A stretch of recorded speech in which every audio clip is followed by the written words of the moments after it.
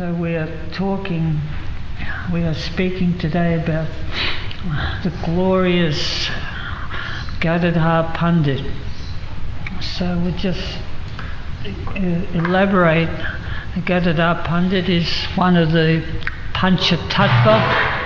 That means Panchatattva means 5 features of the Supreme Personality of Godhead.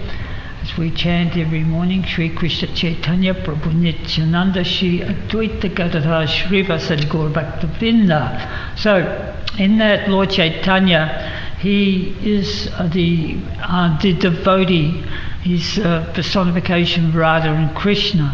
Because Lord Nityananda, he's described to be the expansion of the devotee, and his original form is Balaramaji. So Advaita Acharya, his incarnation, a devotional aspect, an incarnation Panchatattva, and his incarnation he is a combination, here's a clue, he's a combination of Mahavishnu. So just on that aspect, has anybody been to that Sadashiva temple in Navadvip, where you go to Swarukunj, is it? And then you go down a couple of kilometres and there's a road that goes for 5 kilometres. There's a pujari that goes there on his bicycle every morning and night. Been doing it for the last 40 years, and he's got no one to relieve him. We think we get it hard. So you go there, and there's this beautiful temple there, and there's a deity there, a Sadashiva, that half is painted blue and the other half is white. So very ecstatic place, and there's a lake there where Lord Caitanya used to bathe with his associates. So Lord Advaita Acharya is Sadashiva, his incarnation of a devotee, and Srivas Pandit is the pure devotee. He's the Jiva Tattva, but he's also described to be an incarnation of Narad Muni. That's correct. And then we have, of course, Gadadhar, who's the incarnation of the divine energy of the Lord, the Hladini Shakti. So these people, these great devotees, they come as Yuga avatars to assist Lord Caitanya distribute the love of Godhead in this age of Kali. So in their form as Panchatattva, all these avatars, they display their potencies, different potencies. They all have different potencies, but they're all symbolic of the love and the performance of the devotional service to the Lord. So the underlying aspect of all this is the principle of bhakti, devotional service. It's like in Bhagavad Gita, it also states Madchitta Madgata Pranapadadinte Parasparam Katayantascha Mamnityam Tushanticha Ramanticha. Thoughts of my devotees always dwell in me, their lives are surrendered to me, and they derive great satisfaction and bliss enlivening their conversations about me. And you're becoming enlivened by conversations about me. So 10 also Tesham Sudata Yaktanam Bhajatam Pritipurvakam Dadami Buddhi Yogam Tam Yena Mamapayanti Te. To those who are constantly devoted and worship me with love, I give the understanding by which they can come to me. So when the Panchatattva was manifest on this earth, they had different functions that they fulfilled. Srivas, he was a Jiva Tattva, of course, but he was absorbed in the mood of chanting the holy names of the Lord. He had the mercy of the association of Haridas Thakur, who was the Namacharya. So in the association, in the company of Haridas Thakur, they were constantly chanting the holy names of the Lord. Advaita Acharya was close by, he was an associate, and he taught the principles of devotional service. So these two are the Panchatattva. They were the elder members, so quite a few years older than Caitanya Mahaprabhu. And then, of course, Nityananda Prabhu, he was the when he came later on, he became the embodiment of the Holy Dham. He stayed in Navadvip while Lord Chaitanya went to Jagannath Puri. And when Lord Chaitanya was in Jagannath Puri, he instructed the great souls, Rupa Goswami, Sanatana Goswami, Raghunath Das, Raghunath Bhatta, Gopal Bhatta and Jiva Goswami, who are known as the Sad Goswamis, 6 Goswamis. So he told them to go to Vrindavan and excavate all the holy places where Radha and Krishna and cowherd boys performed all their wonderful pastimes, and to record that in the Shastras for the benefit of the living entities, establish the process of bhakti. So therefore we are very, very grateful to the Goswamis, particularly Rupa and Sanatana Goswami, who gave us these great literatures like Bhakti Rasamrita Sindhu, which is the nectar of devotion, of course, and Brihad Bhagavatamritas, but in particular they take the process of fundamental devotional service to the highest stage, the highest level. That is that level of Madhurya Rasa, cognizant love between Radha and Krishna and the gopis.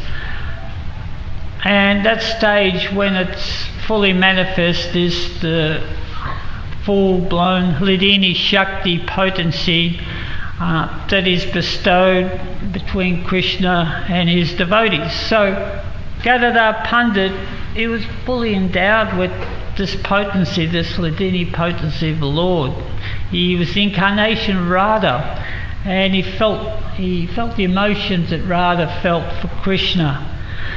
So he was associating with Lord Chaitanya throughout Navadvip and in Jagannath Puri. But before I speak a little bit about Gadadhar, I just want to talk about these potencies. It's taken me quite a few years to understand it. I don't think I understood them, all these different ones, some bit Sandini, and I sort of automatically switch off when I heard those words. They were too complicated for me, but going through it, it's not that bad. Finally rational and reason it out. This is the privilege of giving class, that you study it and sometimes you have these realizations. So I will try and impart them to you, see how we go. So the Hladini potency is the pure form of a spiritual bliss which attracts Krishna.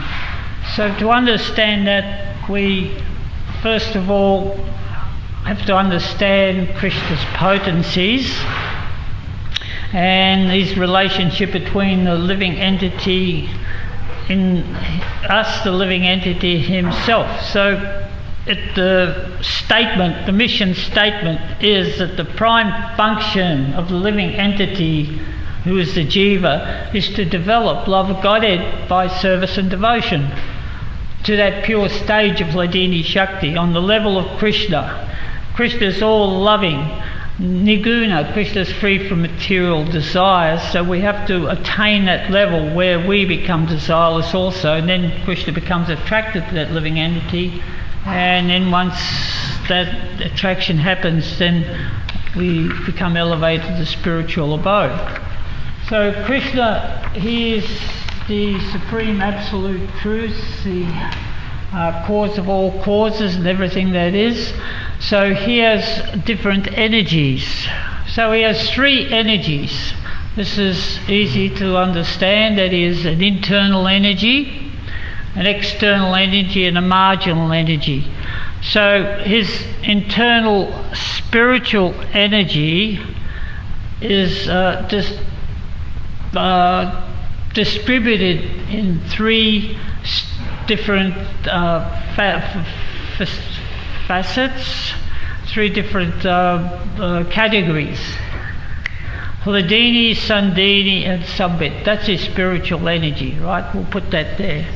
Right? Then he has the material energy, which is consistent of three modes of material nature. This is Mahatattva, or the Pradhana, everything that is existing. This is Krishna's energy also. We know that Krishna's energy is everywhere, but it's his material energy, which is a combination of so many different elements, particularly under the influence of three modes. So that's his second energy. And his third energy, the marginal energy, is the living entity.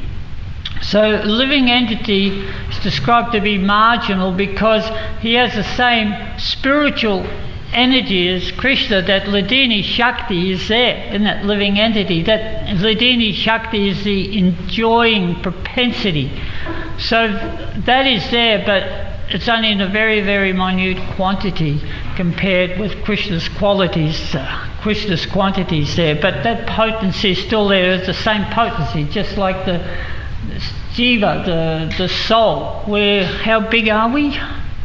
We're like insignificant, insignificantly small. They can't find it through the microscope.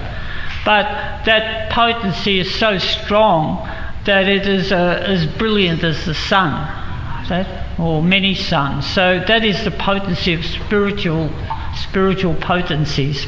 So even though our Hladini Shakti as marginal living entities is very, very small, it's still the same as the Lord. And when we connect with the Lord, it becomes great. Just like if we connect something with fire, then it becomes fire, it becomes great. So if a tree or something catches fire, then becomes part of this fire, becomes a big object. So similarly, Krishna's energies, it's like that. So we're marginal. Unfortunately, marginal also means that we can either connect with the spiritual, or we can come into contact with the external energy of the Lord, the three modes of material nature. So when that happens, the Hladini potency, that loving potency that we have within us, it becomes diluted, becomes watered down, and it becomes, let's say, contaminated, and then it's not strong enough to attract Krishna, because in its original state the Hladini potency can be all attractive, and Krishna's attracted to it. So the idea is, of course, that we cultivate that. So when we become polluted, then we begin to become subject to the three modes of material nature. We start to enjoy sense gratification for our own pleasure. So, of course, the mission statement, as we said, that the living entity, its business is prime function of the living entity is develop love of God by service and devotion of Krishna and attain the pure stage. So that becomes interrupted. So the living entity's mission statement of becoming integrated with the Lord's internal energy, the Hladini, the Samvit and Sandini. So we have the Hladini, that's Lord's full pleasure potency, which is love. So we want to enhance our mission on this earth planet to become one with the Lord on the platform of love. But our knowledge, the Sandini, that's the spiritual energy, so we have to understand the relevance, which is the fact that we exist eternally. Hladini, Sandini means knowledge of our eternality. What does that mean? Spirit souls, we're part and parcel of the Lord. And then, of course, we have the Sandini, that's the cognizance of our marginal state. We have to know, okay, that we're part and parcel of the Supreme Lord. So sometimes those who are seeking knowledge of their eternal existence, they will study and perform all the different types of yogas to understand the nature of their existence. There's a whole range of yogas that can be performed. They perform down at the bottom at the village sometimes. Let me know if you know any of these. The yamas, the niyamas, the asanas, the dhyanas, the dharanas, the pranayams. So you can perform all these and perfect your life through all this. Pranayama, of course, is breathing. I hear the niyamas a lot. I don't really know what that is. It's whether you sort of extend the limbs of your body in all these different... that's asanas. And then there's the dhyanas and the dharanas. Any idea, Krishna Kirtan? Got a dharana bad leg at the moment. Yeah. Well, you have to... yeah. So pratyahara is asana, pranayama, pratyahara, sense withdrawal. Dharana is concentration. Dhyana is meditation. Well, that's how they're translated. And samadhi is... Yeah, so that's a steady process whereby you become detached from the material world and you realise your eternality. But because you don't incorporate the third potency of the Supreme Lord, the Sandhini potency, then you are hovering still within the material world, because all the Lord wants is pure love from his devotees. And so therefore the Sandhini potency is that we approach the Lord in a spirit of devotional service. That who am I? Where am I going? What is my function? It's to serve the Supreme Lord.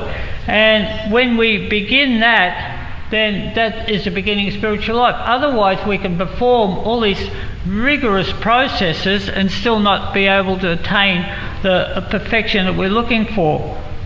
It's just like devotional service is a complete absorption. The example is given between mother and child, whereas a mother is always attentive to a child, to whatever the child needs, and she's already ready to serve 24/7. And so is the father. When that happens, any time of the morning, any time of night, the child cries, they get up and they serve the child and make sure. So there's this bond and attachment. It's called paternal love, and that strengthens the bond between the mother and the child, brings up the child nicely. And so in this way we are taught by the Goswamis in the Nectar of Devotion how to approach the Supreme Lord in a mood of devotional service. There are many different forms in which we can exhibit this love, but all of it is just to get rid of the contamination with our heart and strengthen our Hladini potency. So if we misuse this Hladini potency that we've been given by the Lord, then we become tapakaris, which means that we've been contaminated by the objects of attachment. We develop attachments, and that's a one-way street, because if you develop attachment to this material world, there's all this gradual process that's described in the Bhagavad Gita: attachment to the objects, the senses, the frustration, the fear, the anger, the delusion, and then once again we sink down into the samsara, this material whirlpool, and we're just floating around. Or as they say in Australia, we go down the plug hole, right? See, if you pull the plug, right, and you see the water in the bath just swirling around, and then you see this vortex, and then right at the end you hear this whoop, the last bit of water, right, and everything gets sucked down, right? So we don't really want to do that, so it's better that we follow this process of bhakti described in Srimad Bhagavatam, Shrindatam Svakata Krishna, that hearing, chanting and performance of devotional service, that strengthens our Hladini potencies, and it gets rid of our anarthas, and by this method gradually knowledge and detachment comes, and we attract Krishna, who will profoundly bestow his mercy upon the devotee in reciprocation of the devotee's love. So this is the process of bhakti. Lord Caitanya said that bhakti devotional service also means service das that servant of the servant of the Lord. So when you follow that process, you ultimately get to Radharani. So when you please Radha, then Krishna becomes pleased. So in that process of pleasing Radha, we also have the disciplic succession, we have the spiritual master, we have the parampara. And so we are so fortunate to be sitting here, to have the mercy of the Guru, to be given this knowledge of Hladini potencies, because in the rest of the Vedas, in Vedic literatures, there is scant mention. I just wanted to bring this point up, that there's hardly any mention of Radharani. I mean, there is in certain points if we look for it, but Vedas are generally without Radha. So without Radharani, you cannot understand what the higher rasas, the higher mellows of relationship with Krishna are on the platform of devotional service. It says in the Bhagavad Gita, Raja Vidya Raja Guyam, that this knowledge is king of all education, is secret of all secrets. So this can be understood, that people who are following the process, and if they're contaminated by the three modes or haven't come to that platform of devotional service, their Hladini Shakti is very, very weak. It's very weak, it's polluted, and in that case, if they hear about Krishna's pastimes, they can only understand them through their material eyes and misinterpret them, and just put their mundane consciousness to the Lord's wonderful spiritual attributes. So therefore, it's recommended that we start our devotional service at the bottom, that we first of all worship Krishna, we chant Krishna's names, we study the literatures, we study Srimad Bhagavatam from the first canto, and we go right through to Krishna's incarnations, his energies, the lives of his great devotees. And then finally we progress to the 10th canto, where we can understand Krishna's wonderful pastimes. Just for example, even the pastime of Krishna being tied up with the ropes by Mother Yasoda. Even that's hard, difficult for people to understand. How is it that the mother's trying to tie up this baby and the rope keeps getting shorter and short? The rope's always this short. Doesn't matter how much rope she gets, it's always this short. It's like the potency of the Lord. It's a pastime that he's having with his mother. And there are so many different aspects that people can't put together. It's like they're 2 inches short. So we recommended that by hearing and chanting and reading the Shastras, then gradually we elevate ourselves up to that platform where we get rid of all the anarthas within the heart. So then when all the anarthas are gone, then our Hladini Shakti can be fully developed. So with Gadadhar Pandit, he was described to be the embodiment of Hladini Shakti, incarnation of Radha. Genealogically, he was the youngest one of the Panchatattva. As I said, that Nityananda Prabhu, Nityananda Prabhu and Dvaitacharya, they were quite old. It said that Dvaitacharya is about 50 years older than Lord Caitanya. And he wanted to surrender and become his disciple. They said, how is that possible? Gadadhar said that, how is that possible that you can become a disciple of this young boy here? And then Dvaitacharya said, you do not realise the potency of this person, this supreme person of Godhead. It was Adi-lila. So Gadadhar Pandit, he actually was born in Bangladesh, and he, I can't remember his father's name, but he was 1 year younger. and Caitanya Mahaprabhu. So at the age of 12, the whole family moved to Navadvip, and they moved close to Jagannath Mishra's house, Lord Chaitanya, Nimai's parents, and immediately they developed this bond, Nimai Pandit, or Nimai at that point in time, and Gadadhar, and they became inseparable. They played together, they ate together, they slept together, they did everything together, until they went to Gurukul.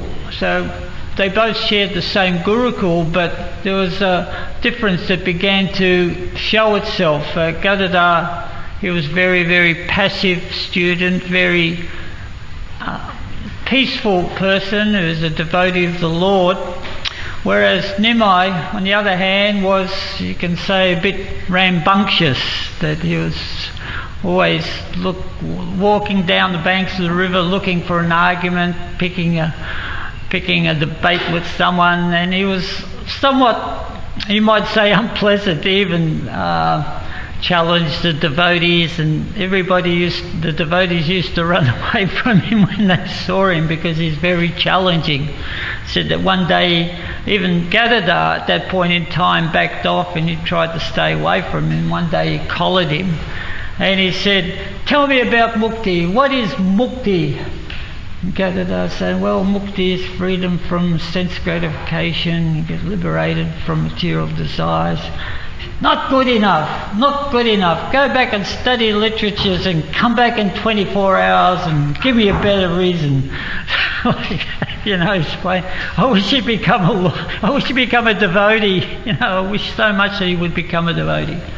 So this went on, and then of course Chaitanya Mahaprabhu went to Gaya, and then he took shelter of Ishvara Puri, and he became a devotee, and he come back as a devotee, and he was so intense, and all the devotees, all the Panchatattva were in complete ecstasy. Gadadhar Pandit, Srivas, because they all had to bear the brunt of Nimai's wisdom there in Sanskrit grammar.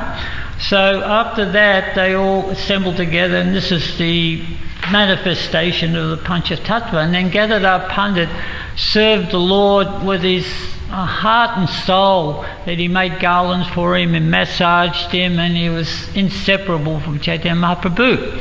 So when Chaitanya Mahaprabhu took sannyas and he went to Jagannath Puri, Gadadhar went with him. He took sannyas also, but he took Kshetra sannyas. He took the vow that Kshetra sannyas means you stay in one place, so he stayed there and worshipped Tota Gopinath. And of course Lord Chaitanya would associate with him until he said he was going to Vrindavan. So when he told Gadadhar that he was leaving for Vrindavan, Gadadhar said, "I'll come with you." And he said, "No, you can't. You've taken your Kshetra sannyas, you've taken your vow. I want you to stay here." He goes, No, you're Lord Jagannath, you're the Lord of the universe. It's really irrelevant, the Kshetra sannyas, because I'm with you. So wherever I'm with you, that's Kshetra sannyas.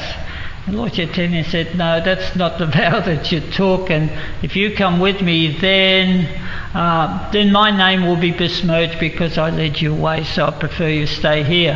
He said, "Well, no, look, what I'll do is I'll just follow behind you. I won't go on your party, I'll just go behind you, and I'll go to Shantipur, I'll see your mother, Sachimata, and I'll just follow you from afar."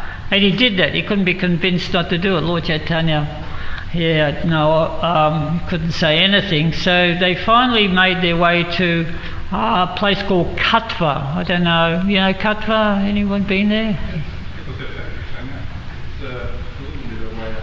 No, not that one. Not that Katwa, is it? Different. Is it? Yeah, that one. I think he got as far as there anyway. And then Lord Chaitanya saw Gadadhar Pandit, and he said, you have to ask yourself, he said, "Are you coming with me out of love for me, or are you going for sense gratification? Which is it? What are you doing? Because if you're going for sense gratification, you're also breaking another regular principle. Not only are you going away from your vow of Kshetra sannyas, but you're breaking principle sense gratification, engaging. So then Gadadhar Pandit was stunned. He said, I want you to go back. And he got Sarvabhauma Bhattacharya to take him back, and he was he fainted, but then eventually he went back to Jagannath Puri. As it happens, that particular time, Lord Chaitanya never made it to Vrindavan. He only made it to Varanasi. And there he instructed Tapana Misra and Sanatan Goswami.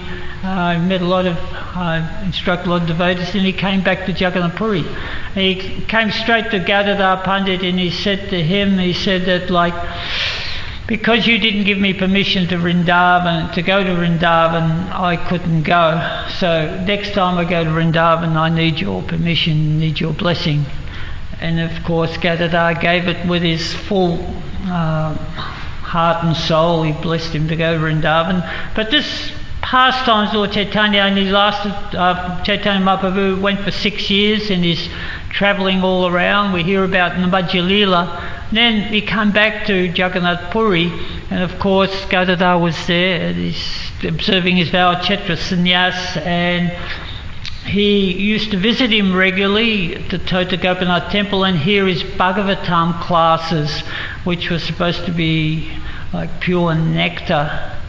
So eventually, when Lord Chaitanya's pastimes wound down, he entered into the deity of Tota Gopinath and left the mortal world in that way. After he did that, then of course Gadadhar Pandit felt this intense separation. He said that he aged prematurely, and it is also said that he also entered into Tota Gopinath and wound his pastimes down.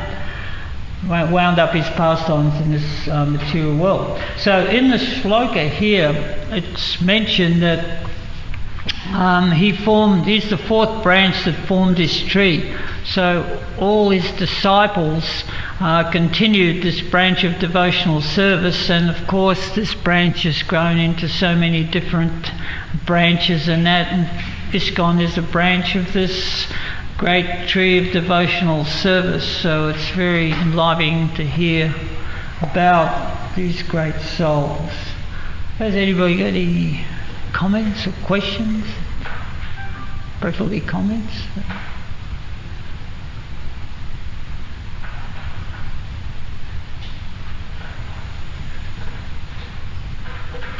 All good? Jai, all glories to Srila Prabhupada, all glories Six Goswamis, all glories Panchatattva, all glories to Radha and Krishna. Jai.